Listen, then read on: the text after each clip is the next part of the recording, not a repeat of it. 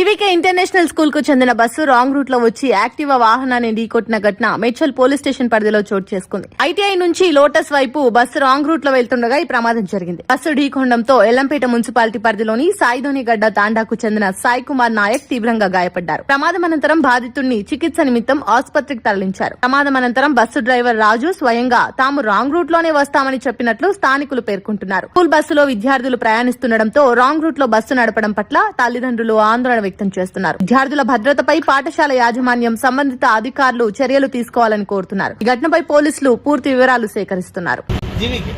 జీవికే school ఎంతమంది ఉండే బస్సులో పిల్లలు? బస్సులో 12 మంది ఉన్నారు. 12 ఇప్పుడు ఇక్కడ ఆల్రెడీ 3 దిగేశారు. రెగ్యులర్గా వస్తారా మీరు ఈ రూట్లో? రెగ్యులర్ ఇదే రూట్ వస్తాం. ఇది రాంగ్ రూట్ అని తెలియదు. అది రాంగ్ రూటే సార్. మరి చిన్నపిల్లలు వేసుకుని రాంగ్ రూట్ వెళ్ళడం తెలియదా? Wrong route. ఎన్ని సంవత్సరాలు నడుస్తున్నా బస్సు? అవుతున్నా సార్ 4 సంవత్సరాలు.